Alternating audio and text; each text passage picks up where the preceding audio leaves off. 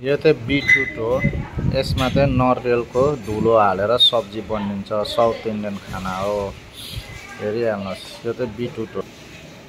यसलाई चाहिँ आबिल भन्छ। तपाईँको यसमा 10वटा जस्तो मिक्स हुन्छ। क्यारेट सबै मिक्स हुन्छ। आँप, म्याङ्गो, बैगुन, बिन्स हो, सबै मिक्स हुन्छ। यो चाहिँ यसलाई चाहिँ भन्छ एबल भन्छ। यो चाहिँ सब्जी नै हो। यो पनि साउथ इन्डियन सब्जी। हेरिहाल्नुहोस्, यो चाहिँ हो डोसा र इडलीको माउ बनाउने मेसिन।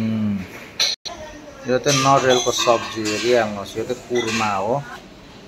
यो पनि नरिवलको सब्जी हो। हेर्नुहोस्, यो पनि कुर्मा हो। यो चाहिँ क्यारेट, बिन्स, आलुको हो। यो चाहिँ साम्बार हो। सजना फर्सीको चाहिँ साम्बार हो। यो चाहिँ डोसा र इडलीमा खान्छ। यो चाहिँ साम्बार मसला। हेरिहाल्नुहोस्, साम्बारको मसला हो। यो चाहिँ बोइल गरेको चाना हो। यो काँचै खाँदैन। यो चाहिँ तपाईँको नरिवलको चटनीमा जान्छ। यो चाहिँ डोसाको चामलमा हाल्छ। यो हेरिहाल्नुहोस्, यो डोसाको चामलमा हाल्छ। यो